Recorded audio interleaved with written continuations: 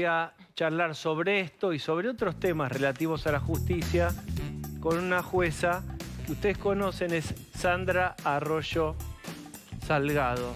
Doctora, bienvenida, ¿cómo está? Muchas gracias, ¿qué tal? Buenas Bien. noches. ¿Cuántos años de jueza tiene usted? Y casi 17, del año 2006 que soy juez. A lo largo de los 17 años, ¿usted vio más recursos, menos recursos? ¿Cómo está ahora de recursos en función de lo que contaba Lucía?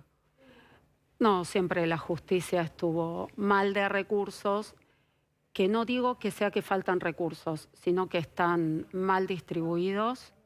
La justicia está muy obsoleta, va a destiempo, es como que la justicia va en carretilla, mientras que las organizaciones de crimen, digamos, de los delitos más complejos, que es lo que a mí me atañe, tienen herramientas mucho más sofisticadas. ¿Nos da un ejemplo de, por ejemplo, hoy, de la semana pasada, algo que usted quiso hacer o intentó autorizar y que está lento y no puede, con ejemplos bien visuales para que entendamos el grado de dificultad? Sí, por ejemplo, en el turno último, ahora estoy de turno en este mes, pero en el anterior tuve una investigación, una cantidad de allanamientos en el marco de una investigación sobre criptoactivos, de lavado de activos a través de criptomonedas. Sí.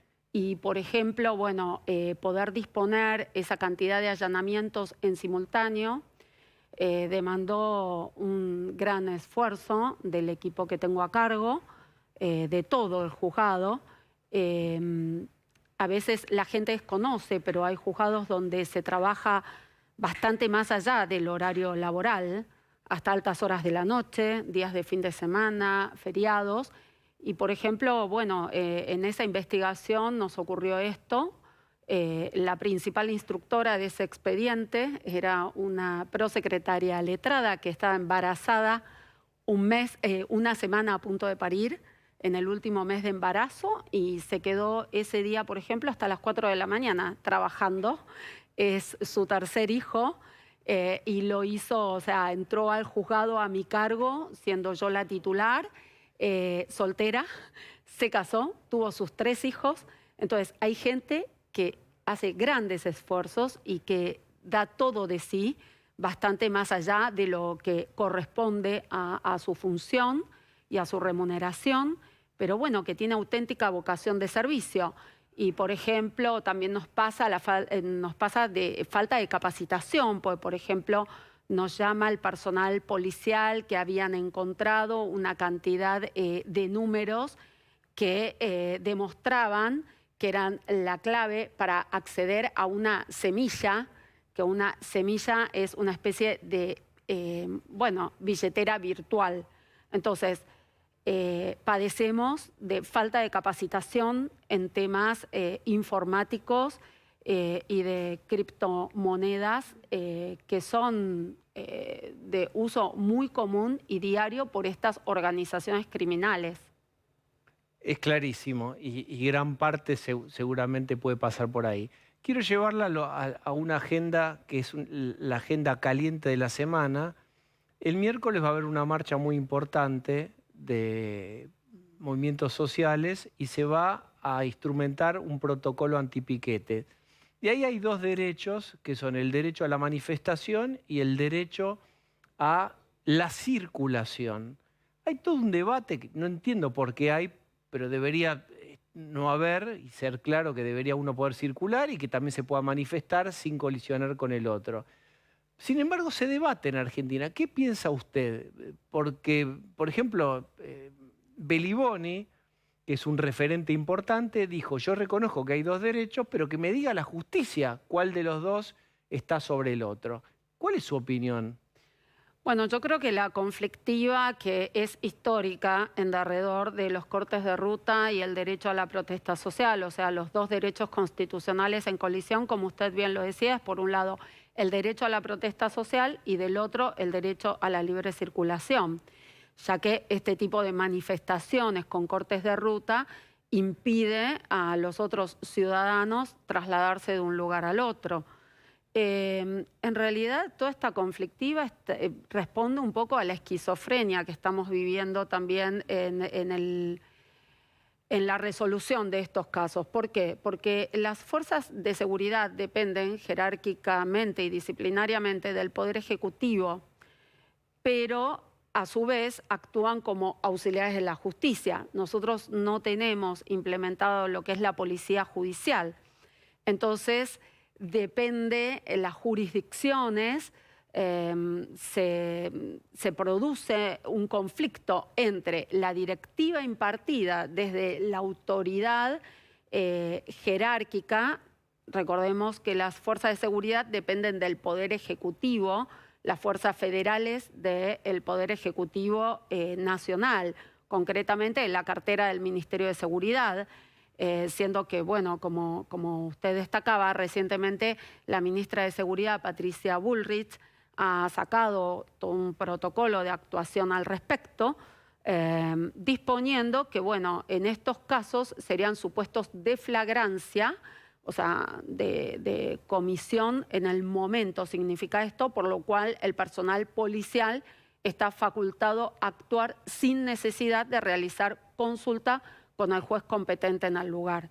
Pero esto depende mucho del criterio de cada político que en determinado momento histórico esté a cargo de esa cartera. Nosotros hemos tenido muchos conflictos. Ustedes hablaban de subrogancia, a mí me ha tocado subrogar, por ejemplo, el Juzgado Federal de Campana en un momento y teníamos toda la conflictiva de los trabajadores de Kraft. Luego también me ocurrió desde el año 2011 hasta el 2018 estar a cargo no solo del Juzgado Federal de San Isidro número 1, sino también del 2, y tenía todos los conflictos de LEAR y el famoso caso del gendarme Carancho. Y de las autopartes. Claro, entonces, bueno, esto depende mucho del criterio del juez competente. Y también pareciera que del tipo de marcha o del tipo de reclamo, ¿no? Porque a veces asistimos a distinto tipo de piquetes o de cortes de ruta y pareciera que la legitimidad del reclamo, mayor o menor aceptada por determinado sector de la sociedad o determinado sector político, determina el derecho a cortar o no la ruta. Pero entonces, ¿no es taxativo que la Constitución dice tal o cual cosa? Usted lo que pretende es que es interpretable según el juez de cada lugar. No, esto es lo que ocurre en la realidad. Ah, sí, está bien. Esta es la realidad, que este tema es una temática que ha generado mucho conflicto social, distintas posturas en el ámbito político y también distintas posturas en el ámbito judicial.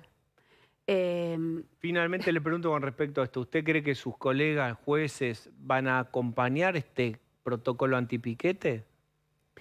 Y eso depende mucho del criterio de cada uno. La verdad que yo no podría aventurar la decisión que van a tomar mis colegas, porque, bueno, hay independencia de criterio. Bullrich, como ministra de Seguridad, diciendo que tal o cual cosa es flagrancia, o la tiene que autorizar un juez de la Ciudad de Buenos Aires? A ver, el personal que está en la calle es el que primero actúa.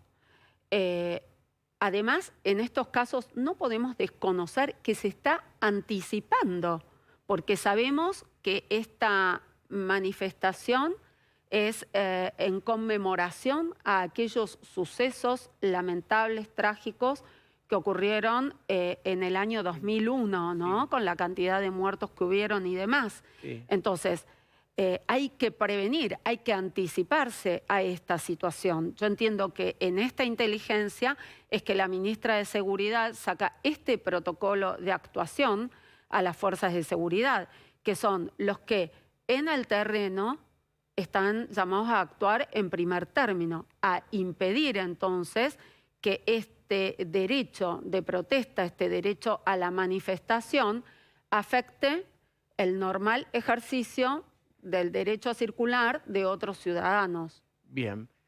Por último, quiero mencionarle una entrevista muy interesante que le hizo Lucía Salinas Usted ahí dejó una frase, porque el 18 de enero se cumplen 9 años del asesinato de Nisman.